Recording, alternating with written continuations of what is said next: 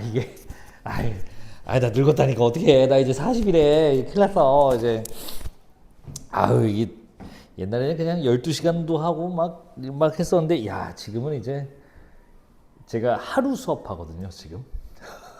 7일 중에 야, 이렇게 말하니까 또 백수 같은데. 하루 오늘 딱 일요일 하루만 수업하고 다른 날은 수업을 안 해요, 아예. 놀아요. 다른 선생님들이 수업을 해주시지.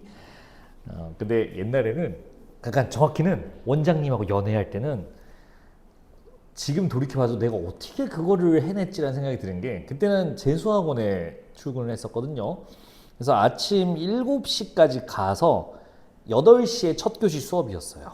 그래서 8시부터 10시까지 수업 1교시, 그리고 10시부터 12시까지 2교시 점심을 먹어요. 그리고 오후 2시에 공무원 학원에서 수업을 했었어요. 그래서 공무원 학원에서 그 공무원 국어 수업 그거 2시간 반 동안 진행을 하고, 그럼 이제 오후가 되잖아요. 자, 5시에 제가 방과 후 교사를 했었어요. 미친놈이죠. 그래서 5시까지 차를 타고 가서 거기서 방과 후 교실 국어 선생 수업을 하고, 그러면 이제 6시 반에서 7시쯤 됩니다. 저녁을 먹고 당연히 고등 입시학원도 했었습니다. 그래서 거기 7시 반인가에 2시간 반짜리 또 이제 저녁 고등 수업을, 이게 평일 스케줄이었어요. 그럼 10시 끝나나 봐요. 10시 끝나고 매일 술을 먹었던 기억이 납니다. 사람들하고, 그 선생님들하고. 그때 있었던 고등 입시학원이 선생님이 남자 선생님들이 많은 학원이었는데 그냥 끝나고 무조건 술이었는데 나도 좋아하니까 그때는 총각이었으니까 맨날 술을 먹고 이제 새벽까지 마셔요. 막 5시까지도 마셔요. 그리고 7시에 그 스케줄 다시 시작해요. 야, 어떻게 이 짓거리를 했는지. 그때 사갔나 봐요. 아껴 써야죠. 충격. 그때 원장님과 연애도 했습니다. 어떻게 했을까? 주말도 바빴고. 그러다 이제 하나씩 줄이고 이제 이거 하나 남았네요. 일요일 날 수업 하나. 참. 자, 쓸데없는 이야기를 이걸 왜 틀고 있었지?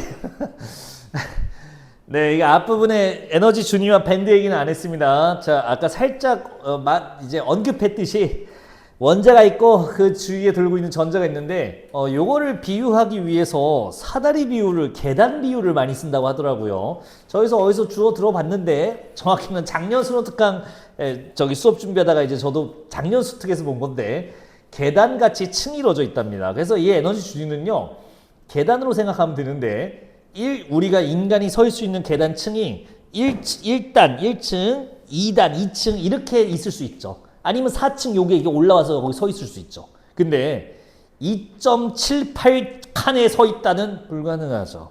이게 에너지 준위의 개념이라고 작년 수특에 나름 친절하게 설명해 준 거래요. 뭔 소린지 나는 그때는 모르겠지만. 자, 그래서 각 위치에 따라서 준위 높이 값을 갖고 있고 언제 전자가 어떻게 움직이는지 설명해 주는데, 에너지를 얻으면, 자, 1문단 제가 판정 안 했어요. 에너지를 얻으면 궤도 바깥쪽으로 간대요. 그리고 에너지를 잃으면, 방출하면 안쪽 궤도로 들어온다는데, 아까 말했던 계단이랑 호환한다면 낮은 계단으로 간다고 보시면 되겠습니다. 그래서 몇 문단이었죠? 그냥 다 1문단이구나. 그래서 그 에너지가 공급되면요 전자가 바깥쪽으로 이동하고, 그리고 그 다음에 에너지를 방출하면서 안쪽으로 이동하면서 에너지 값이 변한다 라고 하면서 1문단 끝부분이 되어 있네요. 자, 그 다음에는 이제 입자 크기에 따른 얘기들이 나오는데 뭐 많이 얘기할 건 없는 것 같습니다. 전형적인, 올해는 그냥 전형적인 지문으로 나왔어요. 관계로 나왔습니다. 오랜만에 얘기하네요. 과학기술 지문을 오랜만에 하다 보니까 비례 반비례 관계를 캐치하면 되고요. 과정을 캐치하면 되는데 잘 짜여진 지문이 된 것 같아요. 몇 번 이상하게 내더니만 올해는 괜찮네요. 자, 입자 크기가 왜 이렇게 힘드냐 오늘. 입자 크기가 작으면 에너지 변동의 폭이 크대요. 아까 준위와 밴드에 대한 얘기를 했었는데 밴드니까 범위로 나타난대요. 근데 이 입자 크기가 작은 것 자체가 에너지 변동폭이 크다는 거고, 그러면 에너지가 높은 계열인 푸른색이 방출된다는 얘기가 있었고요. 관계죠, 전형적인. 크기가 크면 반대입니다. 변동폭이 작고요. 그때 방출되는 색은 붉은색이다라고 되어 있었네요. 전형적인 비례 반비례 관계였고요.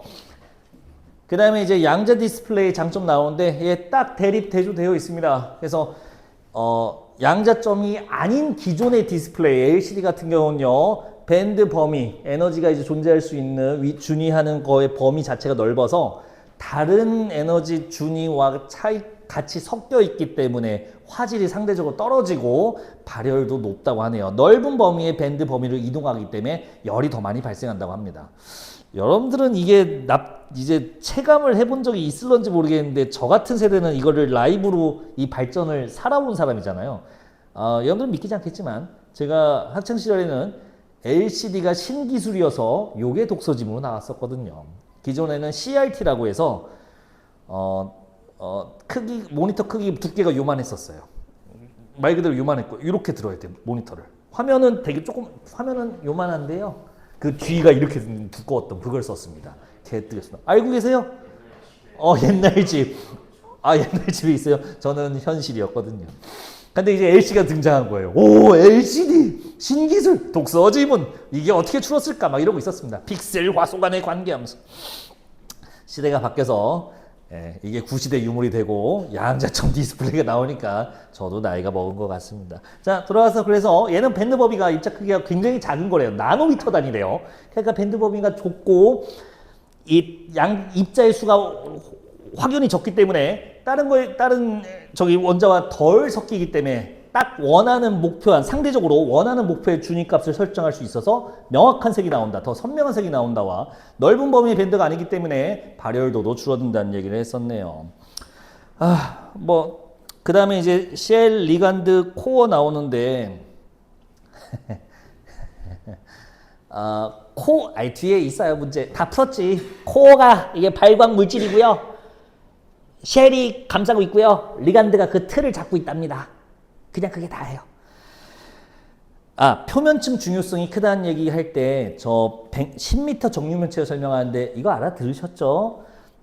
이제 10m짜리 변을 1m짜리를 바꾸니까 부피는 1000배 줄어드는데 표면적은 상대적으로 적은 100배 줄어든다. 즉 크기가 작은 양자점은 부피는 확 줄었지만 표면적은 그거보다 덜 줄어들기 때문에 표면적인 중요성이 상대적으로 높다. 이런 얘기입니다. 그래서 겉에서 구성하는 잡아주는 리간드 같은 게 중요하다는 얘기를 하는 거죠. 마지막에는 이제 카드뮴 쓰면 안 된다고 하고 이건 아직 안 끝난 개발이죠. 지금도 이런 핸드폰 디스플레이 액정 같은 거의 문제가 카드뮴 액정을 쓰는 경우가 있는데 완전히 밀봉해서 진짜 각 잡고 막 빼지 않는 이상 안 빠진대요.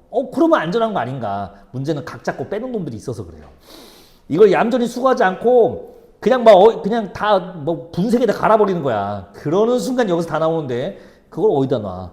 땅, 물 거기에 때문에 우리가 언젠가 먹을 수도 있다. 그래서 아예 안 쓰는 게 어떠냐 해서 갈륨 같은 거 개발하고 있대요. 물론 문제도 있고요. 이걸 해결하기 위해 리간드로 최적의 상태를 맞추는 것도 나온다고 지금 연구 중이라고 하고 있네요. 이 최적화 상태는 뭔지는 여지문에는 없지만 보니까 형태적 틀을 맞춰서 그 구조를 특정 구조로 고정시키는 연구래요. 혹시나 해서 찾아봤는데 딱히 연계될 만한 지식은 아니어서 그냥 보기에는 안 넣습니다.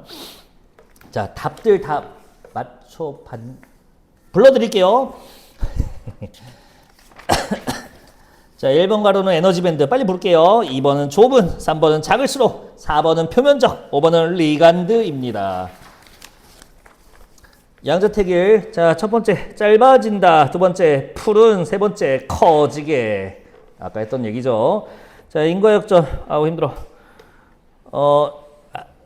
저기 에너지가 공급되면 바깥 궤도로 갑니다. 에너지층이 계단층으로 말하면 더 높은 계단으로 가는 걸로 취급한대요. 자, 안쪽 궤도로 이동하는 게 아니라 바깥 궤도로 가고 방출하면서 안쪽 궤도로 간다. 바뀌어 있습니다. 두 번째 거는 무기물로 이루어져 있는 거는 쉘이고요. 발광을 담당하는 거는 코어입니다.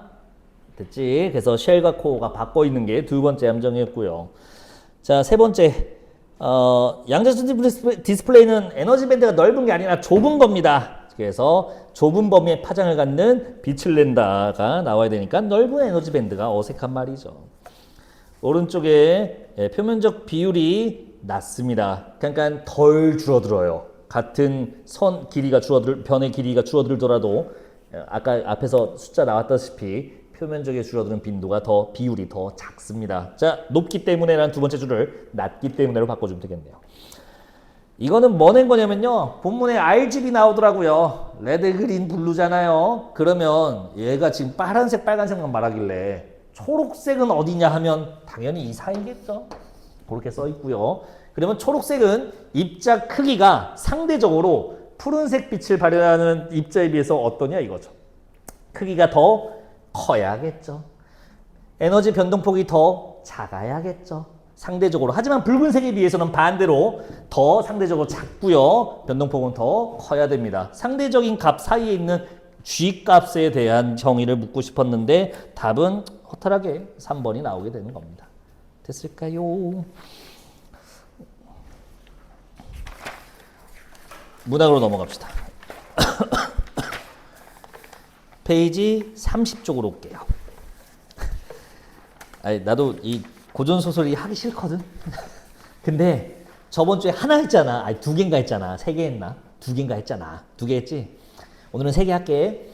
근데 오늘 작자 미상이 또 다고요. 하나 빼고 다 작자 미상이야. 그래서 작자가 있는 게 첫 작품입니다. 아니, 고전소설은 왜 작자가 있는 게 중요해요? 일단 작자 미상은요.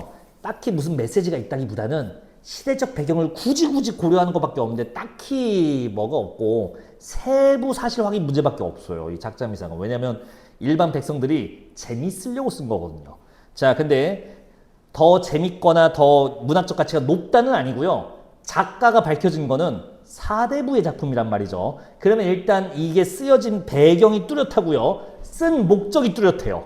그래서 문학적 가치는 사실 별 차이, 그냥 작자 미상과 차이가 없지만 공부할 거리가 좀 더 있습니다. 그래서 이 작자가 있는 건 좀 설명을 드리고자 해요.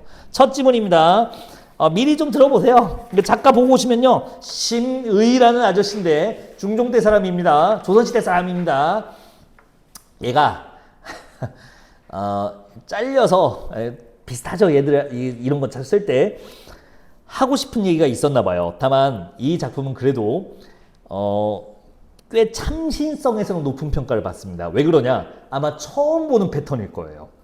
아, 전개가 신선한가요? 아니, 전개는 또 그거야. 꿈속 세계에서 또 뭐 하다가 깨고 보니 꿈 이거라서 이건 완전 똑같은데요. 꿈속 세계가 완전 처음 본 세계일 겁니다. 자, 조금 읽다 보면 오글거릴 수도 있어요. 문장국가라고 나와 있습니다. 문장국가. 자, 무엇이냐? 이 나라는요. 모든 평가 스탯이, 자, 현실 세계에서는 조선시대 잠깐만 떠올려봐요. 높은 벼슬을 할 수 있는 사람은 둘 중에 하나야. 훌륭한 문관이거나 훌륭한 무관이거나 전쟁에 공이 높거나. 여러분들 무관이 높은 공을 세우려면 전쟁에서 승리하는 거죠. 전쟁에서 승리하는 방법은 뭐죠? 싸움을 잘하는 거죠. 자, 높은 벼슬을 얻는 거는 백성을 위한 훌륭한 정치력이 뛰어나거나 하는 것들이에요. 자, 이 국가는요. 전쟁과 정치가 모두 다 문장, 글을 쓰는 능력으로 대체됩니다. 아주 독특한 세계관을 설정해요. 이 사람이 혼자 상상합니다. 그리고 두 번째로 특이한 거. 고전소설은 대부분 99% 3인칭 전지적 작가거든요. 1인칭입니다. 그리고 작가 본인이 1인칭 주인공으로 등장해서 그 나라에서 어떤 짓을 하는지 보시면 됩니다. 아주 기발한 상상이 보여요. 자, 읽은 다음에 스텝 1만 채워보시겠어요? 스텝 1 어떻게 구성인지 알죠? 소설은 저번에 해봤죠? 인물, 사건, 배경, 메인 키워드만 채워 넣으시면 됩니다. 짧아요. 자, 읽고 쓰는데 4분 드리겠습니다. 편하게 읽어보시지요. 상상적 근데 하지 않나? 약간 내가 생각하는 가상의 세계에서 이런 멋있는 영웅 사는 거. 아니 이거 우리 남자들이 게임하는 이유예요. 잠깐 그 협곡에서 깡패가 되고 싶은 거거든. 그런 게 있습니다. 맨 처음에 나온 사람이 누구였죠? 꿈속입니다. 김시습이 나옵니다. 자, 얘 뭘로 나오죠? 역적으로 나옵니다. 세상에. 다시 한번 말하지만 이거 작가 심의는 조선 중종 때 사람입니다. 김시습은 아시죠? 생육신 그 아저씨예요.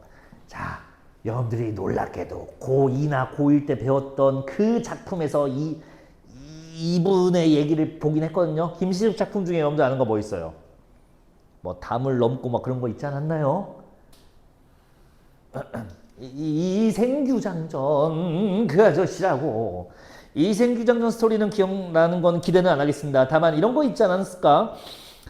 이생이 여러 가지 시련 끝에 최여인과 함께 혼인하는데 결혼하고 전쟁이 나요. 지금 결혼을 전쟁으로 바꿀 뻔했네. 알면 혼나죠. 젠장 이런 건 또 켜져 있네. 자, 그래서 결혼했는데 전쟁으로 최여인이 이제 죽습니다. 홍건적의 난 때 죽죠. 자, 근데 살아와요. 아니 어떻게 살아왔어 하니까 이렇게 말합니다. 기억나 이제? 뭐라고 말했는데? 우리의 인연이 3생의 연이 살아있다는 얘기를 합니다. 이건 다 내신용이거든요. 옛날에 전생, 현세, 내세 세 가지 생애를 합쳐서 3생이라 하는데 이거 불교 세계관입니다. 자, 그리고 누가 어여삐 여겨준 거야? 옥황상제가 어여삐 여겨줘서 넌 죄가 별로 없으니 잠깐 갔다 와라고 해줬나 봐요. 옥황상제는 도교적 세계관입니다. 이 김시습은요 유교 국가인 조선시대인데 특이하게 좀 사파, 아웃사이더예요. 실제로 관직에 있지 않고 떠돌면서 나중에는 이제 스님으로 전직합니다. 좀 조선 주류에서 벗어나는 특이한 문학가였고, 그래서 정통 문인가를 자부하는 심의 입장에서는 그냥 역적 같은 친구였어요. 그래서 가볍게 찌바릅니다. 그게 첫 번째 장면이었어요. 바로 항복하죠. 두 번째는 이규보를 탄핵합니다. 그러니까 이규보는 누구죠? 고려시대 때 문인입니다. 역시 이규보 작품 여러분들 알아요. 이옥설 기둥을 바로 갈았어야 됐는데 돈 많이 든다. 이거 수필 아저씨 몇 개들 봤을 거예요. 자, 이규보는 고려시대를 대표하는 대단한 문장가가 맞습니다. 다만 경박하다고 하면서 경솔하고 박하다고 하면서 까요. 이거는 그 당시 조선시대 선비들이 생각했던 고려시대 때 문학적 기풍을 생각하는 걸 대변하기도 해요. 조선시대 선비들을 봤을 때는 고려시대 문인들의 문장이 너무 난잡하고 솔직한 거야. 품위가 없는 거야. 그래서 그거에 대한 비판점이 나와 있다고 보시면 돼요. 두 번째 이규보 깐 거고요. 세 번째가 이제 하이라이트인데, 야, 옛날 생각이나 지금 생각이나 별 차이가 없어요. 저도 가끔 모바일 게임 하면, 요즘에 안 하는데 옛날에 하면 이게 숙제가 있어요. 하루하루 깨야 되는 일일 던전들이 있습니다, 이게. 근데 꼭 있는 게 게임이 달라졌는데 꼭 있는 탑이 하나 있어요. 시련의 탑이라고 하나씩 있어요. 그걸 하루에 몇 개 깨야 이제 아이템을 줘요. 강화할 수 있는 아이템을. 자, 그 탑입니다. 사단이라는 시의 탑인데요. 누가 있는지 보니까 쓱 보니까 두보 200 이런 친구도 있답니다. 중국의 레전드들이에요. 자, 조선시대 사다부들한테는 그냥 최고 존엄 그 자체입니다.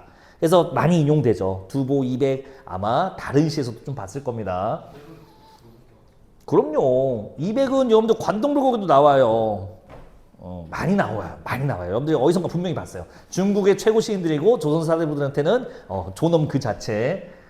참고로 아무것도 아닌 얘기긴 한데 이 반곡고 2학년 학생 중에 두씨라는 학생이 있는 거야. 두씨가 있는 거야. 그래서 야, 넌 성이 좀 특이하다. 혹시 조상 중에 유명한 사람 있냐 하니까 두보요라고 하더라고. 내가 두보의 후손을 만나다니 내가 사인 좀 해달라고 하다가 꾹 참았습니다. 여기 다녀요. 국어는 썩 못하는 것 같긴 한데 어쨌든 참 제가 하고 싶은 말은 이거예요. 이 작품에서는 굳이 오픈할 필요 없어 안 한 것 같은데 놀랍게도 힌트를 좀 줍니다. 천자와 함께 심의가 이 탑에 올라가서 노는 거 나오죠. 근데 다른 신하들은 못 가죠. 뭐 이숙함이었던가? 이숙함 같은 경우는요 못 올라가고 떨어져서 다리 다쳐요. 얘랑 대척점에 있었던 사람입니다. 너무 유치하지 않아 근데? 자, 근데 하신 말이 뭐냐? 이 천자 누구게요? 앞부분에 힌트가 있어요. 이거 눈치챈 사람은 없을 겁니다. 역사적 지식도 좀 있어야 됩니다. 님들아 30쪽에 그 천자의 첫 대사 보이시나요? 이 글 자체 첫 대사는 김시습의 대사야. 노장 신문께서 오셨구려. 투항하며 말한 거고요. 말도 안 돼. 자, 그 다음 대사가 천자께서 크게 기뻐하시고 상을 내리며 좌우로 돌아보며 옛날에 긴 휘파람으로 오랑캐의 기병을 물리치는 있었거늘 이제 너 경악에서 힘이죠. 그걸 보았노라. 뭔 소리야? 내가 옛날에 휘파람으로 오랑캐 기병들 싹 털어버린 적 있는데 야, 그 모습을 오늘 너한테 보네 라고 합니다. 누굴까요? 우리나라 한반도 인물 중에 중국의 난을 진압한 문장으로 진압했다고 할 만한 사람이 한 명 있습니다. 신라시대 사람이고요. 토황소경문. 이러면 별 감흥이 없는데. 자, 최치원으로 잡습니다. 이 버전에는 안 나오는데요. 원문에는 나와요. 최치원이에요. 신라 육두품이고요. 빈공과에 합격해서 수석으로 합격해서 당나라에서 관직 생활을 하다가 본국으로 돌아옵니다. 요청을 해서. 그래서 이제 거기 그때 당나라 있을 때 반란 이 황소라는 얘가 이름이 황소야.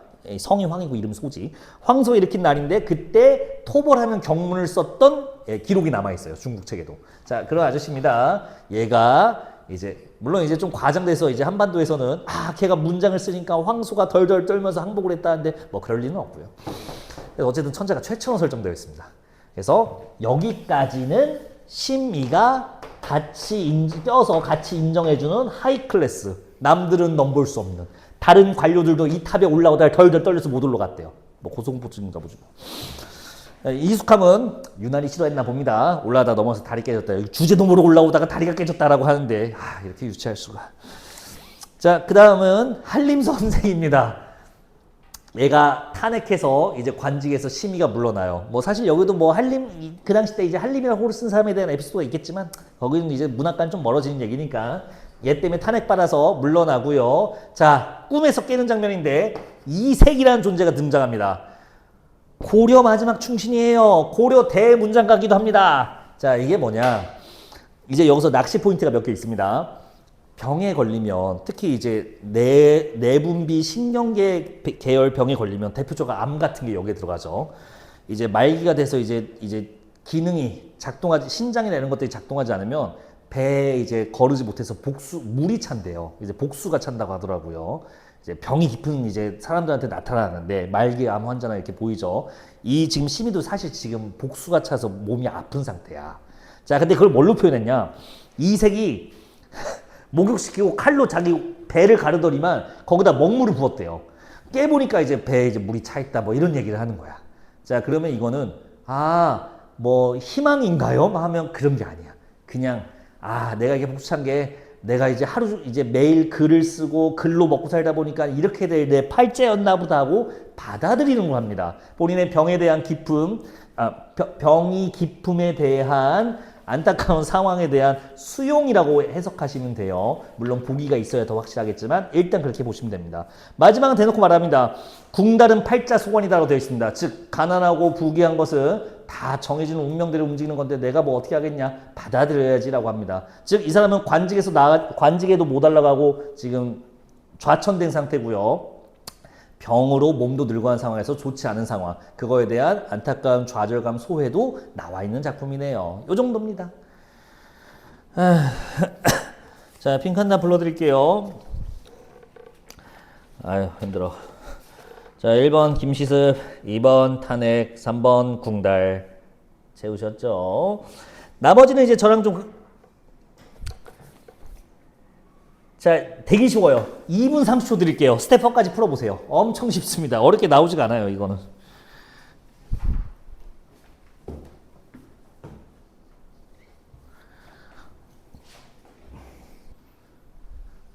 맛있지 않나? 나는 올리브유가 너무 맛있어서 당황스러울 정도로 맛있더라고. 근데 원장님은 이제 들기름, 참기름 콤보를 좋아하셔서 저랑은 좀 많이 다른 것 같아요. 나는 이제 그 맛을 낼 때도 그 멸치 절인 거 있거든요. 엔초비라고 있거든요. 나는 그걸로 이제 좀 쓰는 편인데 원장님은 또 비리다고 까나리 액젓을 이렇게 싹. 누가 봐도 여기가 까나리고 저기 엔초비인 것 같은데 반대라는 거. 여러분들 이거 1번부터 스텝 2의 1번부터 봅시다. 작품 밖의 소설자 아닙니다. 정말 특이하게 1인칭 고전소설입니다. 진짜 몇 개 없어요. 1인칭 고전소설. 요거고요. 2번은 그래서 1번은 X고요. 자, 2번 맞습니다.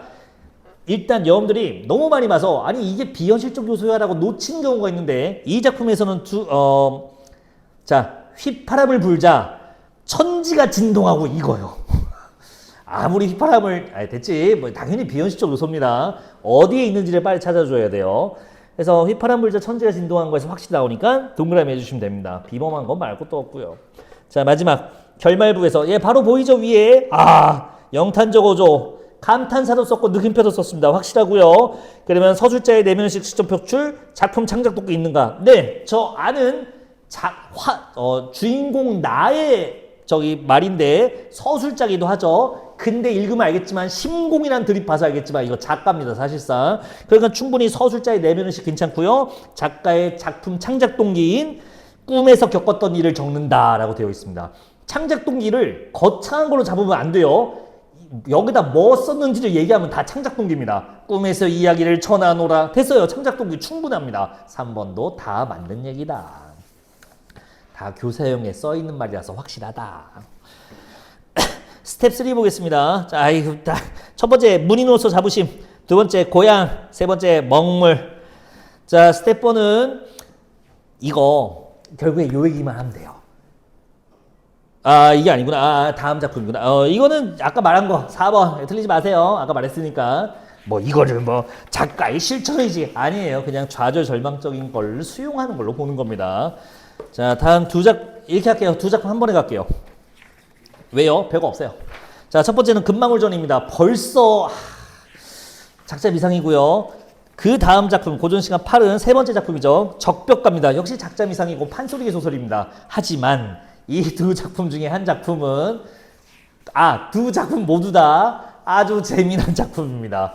갑자기 왜 그러세요 하면 2006년 9월 모의고사 그리고 2006년 시행한 수능 11월 수능 시험 그때는 국어가 아니라 언어 시험 했나봐요. 연달아 나왔던 작품이 아주 재밌게도 올해 수능 특강에 연달아 금방울전과 적벽전으로 나왔더라고요.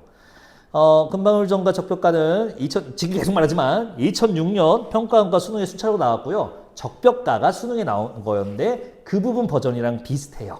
자, 그게 뭐가 재밌는데요. 2006년이 꽤 재미난 해입니다. 여러분들은 2008년생이시죠 보통. 여러분들 여러분들의 존재 이전에 있었던 문제들인데 그 기출들은 열심히 청운의 꿈을 꾸고 있었던 김봉수라는 수험생이 봤던 시험이라서 기억에 더 남네요. 네, 제가 봤던 수능 이 적벽가가 나왔는데요. 원장님 지금도 놀리는 것 중에 하나가 내가 이제 국어교육과 출신이 아니라는 거하고 수능 국어가 만점이 아니라는 걸 지금도 놀리시거든요. 하나 틀렸는데 이놈입니다. 적벽가입니다. 틀린 이유가 그러면 있나요? 어려웠나요? 아니요. 개 쉬웠습니다. 여러분들 보고 지금 풀러가면 아마 웃을 거예요. 아니 이걸 어떻게 틀려요? 하면서. 근데 왜 틀렸어요? 너무 흥분했어요. 제가 굉장히 기분파거든요. 그땐 더 했는데 지금은 티가 안 나지만 좀 심한 삼국지 덕후입니다. 좀 심각한 삼국지 덕후예요. 자네도 삼국지 좀 일가견이 있는가? 남 같지가 않아. 정이 간다니까. 나도 그래요. 알았어. 생각이 말보다 더 앞서면 안 돼. 이 두 개의 밸런스가 중요합니다. 말을 할 때는. 알겠어요. 자, 근데 왜 설렜냐?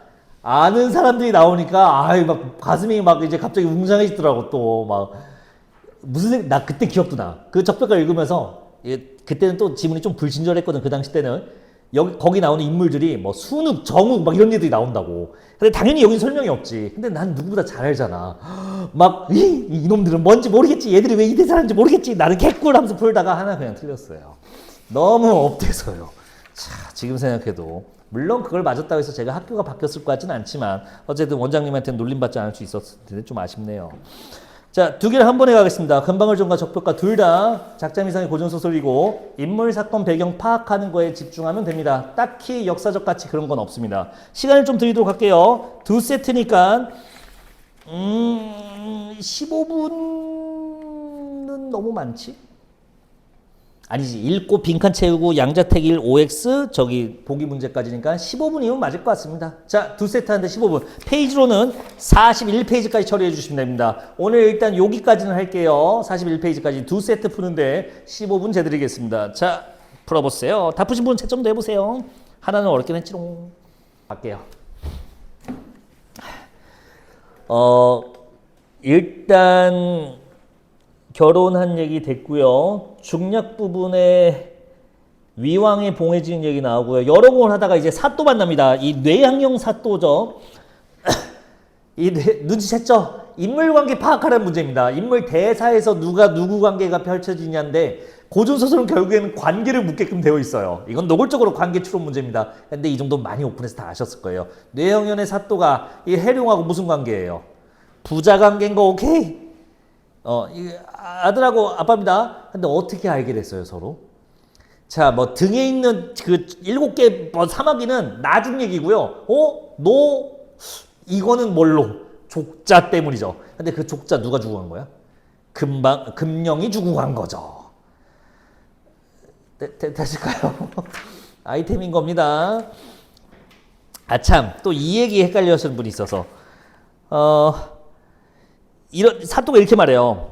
이 족자도 금령이 물어온 것이여 금령이 여러 해 보지 못하다가 이제 와서 허물을 벗고 나니 온갖 36쪽 첫 줄이에요. 아름다운 자태를 갖춘 만고에 드문 절색이라. 갑자기? 방울 아니었나요? 네, 지금 뭔가 과감하게 생각되어 있는데요. 사람으로 변한 상태입니다. 굉장한 미인으로 바뀌었대요. 참고로 여기에 있었으면 더 좋았을 텐데 이 여인의 모습으로 변한 다음에는 그 전에 사용하던 도수를 쓰지 못하게 돼요. 하지만 해룡과 혼이 나요. 해룡의 두 번째 부인이 된 거겠죠. 해룡과 혼이 나요. 만세를 행복하게 살았다면서 끝나거든요. 자, 그러면 이 작품이 올해 수특에 넣어놓고 평가원이 의도한 거는 명백합니다. 여성의 주체적을 보여줄 수 있는 소설인데 그 당시에 시대적 한계가 보이는 작품이기 때문에 제가 봤을 땐 실린 것 같아요. 나머지는 파이어볼 쏜 건데 이건 딱히 정기적으로서는 뭐 맨날 봤던 거니까 의미 없죠. 자, 다 불러드릴게요. 채점 안 하신 분들 해보세요. 거의 다 했죠. 근데 빈칸 1번은 금방울, 금령 마음대로 쓰세요. 2번은 백발노인, 3번은 족자, 4번은 사마귀. 그 아래 자 이거 스텝 2의 1번 서술자 개입 기억나시나요? 어떻게 처리하는지. 서술자가 몇 인칭일 때 이게 성립해요. 3인칭일 때만 쓸 수 있는 말입니다. 3인칭인데 마치 1인칭인 것처럼 작품에 들어간 거, 개입한 거, 논평하고 있는 걸 고르라는 겁니다. 자, 작품 속에 들어가는 순간 이제 더 이상 3인칭을 안 하죠. 1인칭, 인물이 돼버리죠. 작품 속에 등장하는 존재들은 모두 다 인물입니다. 말을 하고 사고를 하고 생각을 할 수 있다는 말이죠. 자, 그러면 3인칭 서술자가 마치 사람처럼, 인물처럼 감정을 드러낸다고 볼 수 있는 지점이 어디냐? 영탄적 표현입니다. 서술자가 영탄적 표현을 쓰면 우리는 그거를 서술자의 개입으로 보기로 했어요. 그래서 영탄적 표현 4개 외운 걸 여기다 써먹을 수도 있는 겁니다. 느낌표, 감탄사, 감탄용어미, 영탄적 서리법 이런 것들 쓸 수 있죠. 여기 있었네요. 뉘한 이상이 여기리오. 바로 위에 보이네요. 이거 서술자가 말합니다. 개입한 거예요. 영탄적 서리법으로요. 자, 1번 서의적 표현을 드러내고 있다. 주관적 감정, 서술자 개입. 네, 1번에 동그라미가 나오게 됩니다. 두 번째, 과장된 표현. 이거는 과장된 표현이 있는데 찾아보라고 넣은 거예요. 몇 개 찾았어요? 나는 2개 찾았어, 참고로. 해와 달이 빛을 잃고, 이거 전형적인 과장 표현입니다.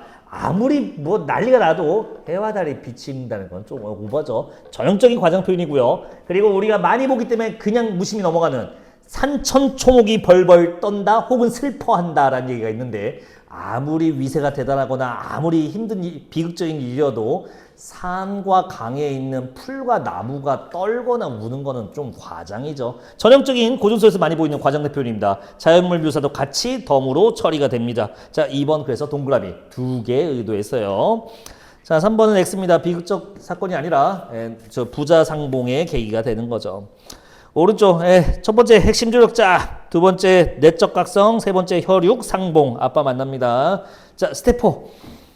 아까 얘기를 해버렸네요. 출제자의 의도가 내가 담겨있네요. 자, 5번입니다. 저기까지 못 나가는 소설이에요. 처음부터. 물론 여기는 많이 생략되어 있지만 그래서 보기에 확실히 박아줬습니다. 당대 여성에 대한 사회적 억압이 경고했음을 시사한다라고 해석했으니까 됐어요. 주체적 여성으로 해석할 여지가 없습니다. 물론 선지 4번까지는 괜찮아요. 여성의 활약성을 형상화한 결과를 볼 수 있다. 이 정도는 괜찮아요. 그 당시의 사회적 억압을 우회해서 표현하기 위해 이런 환상적 요소, 활약상을 환상 정치로 표현했다? 여기까지는 괜찮습니다. 하지만 선조 5번 아름다운 존재로 변신했다고 해서 그거를 주체적 여성, 견고한 사회적 억압에 대한 맞선 여성이라고 보기에는 네, 실제 뒤에 이어지는 여기는 수록되지 않지만 실제 이어진 스토리도 안 되고요. 보기도 네, 그렇게 해석하면 안 된다고 써져 있네요. 실제 스토리 아까 말씀드렸죠. 도수를 잃어버려요. 그러니까 그 당시 사람들이 뭐라 생각한 거야. 여자의 몸이 됐으니 이제 장풍은 못 쏘는 거야. 파이볼이 안 나가는 거야. 파이볼이. 그래서 그 당시에 사고방식이 좀 담겨 있다. 자, 제가 참 좋아하는 적벽가 애증의 작품인데 사실 설명드릴 건 많이 없습니다. 왜냐? 앞부분은 이 판본은요. 앞부분이 그냥 복붙이에요. 그대로 복붙해놨어요. 뭐를요? 삼국지 연이라는 소설을 그대로 넣어놨기 때문에 바뀐 게 하나도 없습니다. 저 시를 짓고 유복이 창에 찔린 그 묘사 자체가 그냥 원문을 복사한 거라서 문학적 가치는 없습니다. 스토리만 좀 보시면 되고요. 자, 중요한 건 뭐냐? 보기도 넣었죠.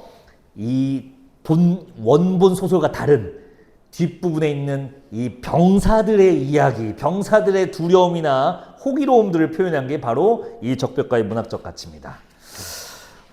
누가 등장한지 볼까요? 처음에 번거지, 모자예요. 열어보니까 화병이 나옵니다. 선봉 장압의 화병이다 라고 하면서 등장하는데 난장입니다. 뭐 지금으로 따지면 외소증이 있는 존재겠죠. 참고로 화병이라고 나와 있는데 그냥 알아두세요. 이게 불화자의 병사병자잖아. 그럼 뭐 이제 파이어볼 쏘는 애가 아니라 취사병입니다. 밥 짓는 애입니다. 그래서 화병이 나오고요. 뭐가 서럽니라고 했는데 자 고향에 가고 싶다. 엄마 보고 싶어라고 해요. 집에 가고 싶어. 근데 고향에서 온 소식 갖고 온 까치 같은데 아까 조조죠. 승상이 내 까치인지도 묻지도 않고 글만 지어 약간 시만 지어서 그냥 얘기만 하니 아우 나 더 엄마 보고 싶었어 라는 고향을 그리워하는 병사가 하나 나옵니다. 자 그리고 서럽다 얘기가 그 아래 나오고요. 제가 말하고 싶은 거는요. 그 다음 장에 있는 몸이 건장한 사내에 대한 얘기를 하고 싶어요. 40쪽 보세요. 헌걸찬이라는 존재가 있습니다. 자, 아주 풍채가 좋은 헌걸찬 풍제를 지닌 군사인데 얘는 뭐라고 말하나요? 어찌 고향을 그리워하고 그게 뭔 소용이냐. 싸내라면 나와서 딱 멋있게 싸워야지 라고 대사를 쳐요. 좀 이상하지 않아요? 이 적벽가는 일반 민중들이 백성들이 즐기게 부른 거야. 근데 이 대사는 마치 높은 장군님이 좋아할 만한 병사 아닌가요? 맞서 싸우자 남자라면 말이야 이러고 있어요. 자 그러면 이걸 어떻게 해석하는 게 맞냐. 보기에 따라 다양한 해석이 가능합니다. 저 병사는. 바로 보기로 갈게요. 이거는 그냥 스텝4 바로 봅시다. 나쁘진 별거 없으니까. 보기에 따라 다른데요. 일단 당연히 올해 수특 교사용 교과서 멘트 해제를 그냥 보기로 넣어놨습니다. 거기는 이렇게 해놨어요. 자, 보기 조금만 읽을게요. 밑에서 두 번째 볼게요. 보기 밑에서 두 번째 줄 스텝 4. 참혹함과 억눌린 서름을 토라는 군사 서름 대목을 통해 아까 봤던 그 장면들입니다.